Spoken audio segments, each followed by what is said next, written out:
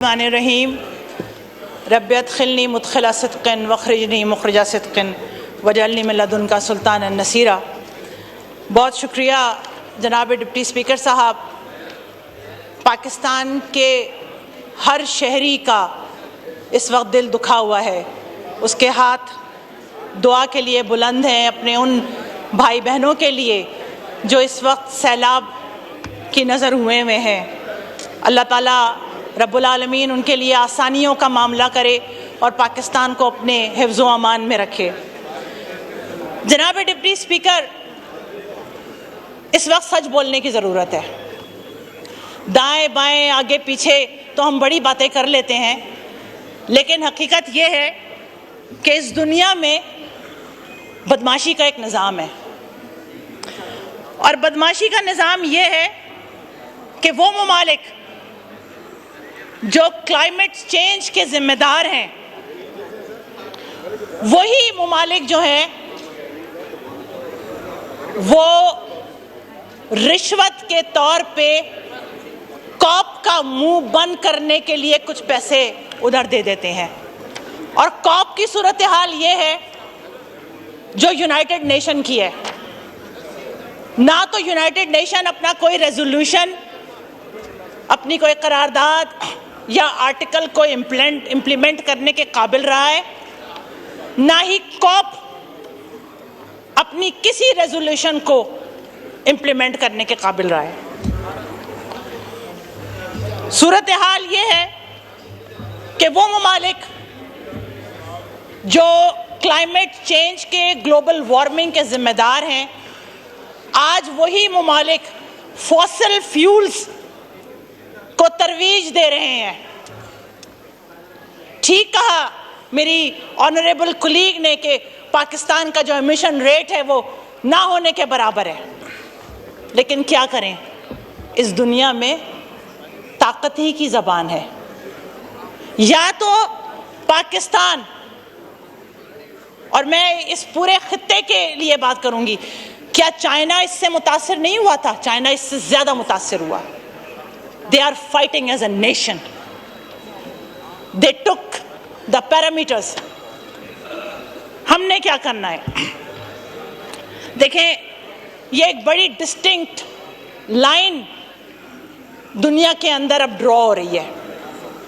ہم دو ممالک کی جنگوں کو تو کہتے ہیں کہ وہ حق اور ناحق کی جنگ ہے، لیکن حقیقت یہ ہے کہ یہ جو کلائمیٹ چینج ہے یہ ہے حق اور ناحق کی جنگ۔ حق پہ وہ ممالک کھڑے ہیں جو ایمیشن نہ کرنے کے باوجود، جن کا گلوبل وارمنگ میں حصہ نہ ہونے کے باوجود وہ ایک جگہ ہیں، اور ناحق وہ طاقتور ممالک ہیں جو ایمیشن کرنے کے باوجود اور بڑھانے کے باوجود، میں یونائٹڈ اسٹیٹس کی مثال دوں گی، وہاں پہ باقاعدہ طور پہ گرین جو انرجی ہے اس کو ختم کر کے فوسل فیول کے اوپر جا رہے ہیں، وہ ایک جگہ کھڑے ہوئے ہیں۔ المیہ یہ ہے پاکستان کا جناب ڈپٹی اسپیکر صاحب کہ ایک جانب ہم نے اپنی اکانومی کو نہ صرف سسٹین کرنا ہے بلکہ ان ممالک کے ساتھ بھی ٹریڈ کو بڑھانا ہے جو کلائمیٹ چینج کے ذمہ داران ہیں، اور دوسری جانب ہمیں اپنے اندر جو حالات پیدا ہو رہے ہیں کلائمیٹ چینج کی وجہ سے اس سے بھی فائٹ کرنا ہے۔ ابھی کل این ڈی ایم اے نے ہمیں ایک بریفنگ دی، اور اس کے لیے ہم جناب اسپیکر آپ کا اور ڈپٹی اسپیکر صاحب آپ کا بہت شکر گزار ہیں کہ کرنٹ سچویشن سے ہم جو ہے ہمیں پتہ چلا، ہمیں وہاں پتہ چلا کہ ابھی تو یہ سیلاب کا سلسلہ ہے، اس کے فوراً بعد قحط آنے والا ہے۔ قحط کیوں آنے والا ہے؟ اس لیے کہ جو گلیشیئرز جو پگھل رہے ہیں ان کی سپیڈ بہت زیادہ بڑھ گئی ہے، تو ابھی تو یہ سارا پانی نکل جائے گا، اگلے سالوں میں بھی نکل جائے گا، لیکن پھر قحط کا سامنا ہے۔ جناب اسپیکر، اس سلسلے کے اندر ایم کیو ایم پاکستان کی جانب سے اور میری جانب سے ہم کچھ ریکمنڈیشنز آپ کو دے رہے ہیں، اور ہوپ فلی کہ گورنمنٹ آف پاکستان اس چیز کو یوٹیلائز کرے گی۔ دیکھیں، سب سے پہلی بات یہ کہ دیکھیں، یہ ملک ابھی چیف آف آرمی اسٹاف نے کراچی کے اندر بزنس مینز کے ساتھ خطاب کرتے ہوئے انہوں نے ملک میں نئے صوبوں کی بات کی ہے. MQM پاکستان اس کو سپورٹ کرتی ہے اور یہ کہتی ہے کہ یہ صرف اور صرف یہ نہیں کہ صرف صوبے بنے، بلکہ اس صوبوں کے بعد لوکل گورنمنٹ کا جو ایک مربوط نظام ہے اس کے بغیر پاکستان کلائمیٹ چینج کو فائٹ نہیں کر سکے گا. اور جب تک ایک عام آدمی کی اونرشپ اس سسٹم میں نہیں آئے گی، ہر قحط کے بعد، ہر سیلاب کے بعد ہر صوبہ ایک دوسرے کے اوپر الزام لگا رہا ہوگا. تو میری گزارش ہے کہ اس کو فوری طور پہ لیا جائے.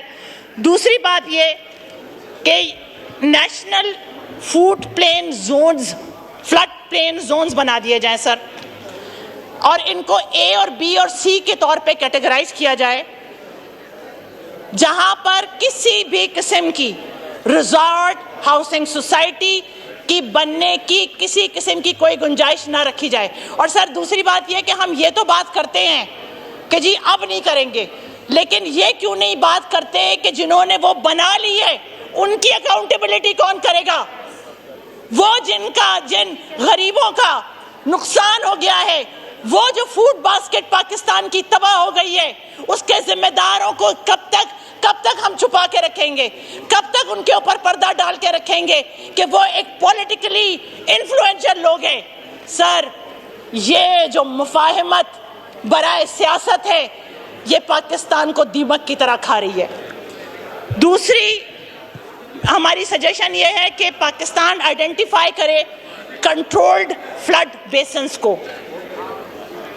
پھر تیسری سب سے اہم چیز جو اس سیلاب کے اندر دیکھی گئی وہ یہ کہ جب دریاؤں نے اپنا علاقہ واپس لینا شروع کیا، دریاؤں نے راستہ نہیں تبدیل کیا، دریا نے اپنا علاقہ واپس لینا شروع کیا. ہم سنتے تھے کہ لاہور کے اندر داتا دربار کے قریب سے دریا گزرتا تھا، پھر پاکستان نے دیکھا کہ وہاں پر آبادیاں بڑھتی چلی گئیں. ہماری گزارش یہ ہے کہ ایکٹیو ڈیبریز جس روٹ کے اوپر ہیں وہاں پر بھی کسی قسم کی کوئی سیٹلمنٹ نہ کی جائے. فورتھ ہماری سجیشن ہے کہ ڈینس ٹیلی میٹری کی جائے جس کا ڈیش بورڈ پبلک کا ہو.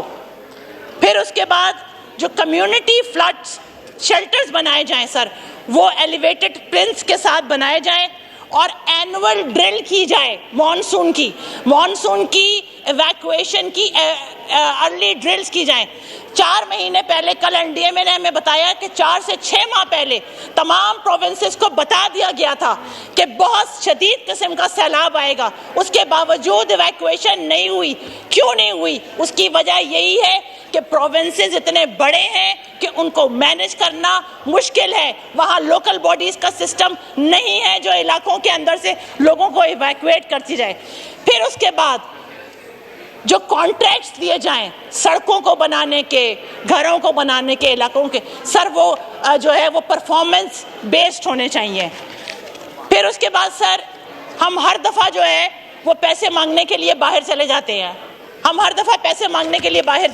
ہیں، 2022 کا سیلاب آیا، انٹرنیشنل کمیونٹی نے $11 ارب کا پلیج کیا سر، $11 ارب کا پلیج کیا، لیکن $11 ارب میں سے $1 ارب بھی پاکستان میں نہیں آیا سر. یہ وعدے تو کر لیتے ہیں، دیتے نہیں ہیں، اس لیے کہ یہ اس ظالم سسٹم کا حصہ ہیں. تو میری گزارش یہ ہے کہ مانسون ریزیلینس فنڈ کا ایک قیام کیا جائے جس کے اندر PSDP، provincial ADP، climate grants اور ایک بانڈ کا اجرا کیا جائے جس کو کیٹاسٹرافی بانڈ کہا جائے، اس کو اس کے اندر شامل کیا جائے. شکریہ. May I have the attention of the House? The honorable members are informed that the participants of the KP Youth Assembly are sitting in the visitors gallery. We welcome them. Mohtharama Nosheen Iftikhar Sahiba.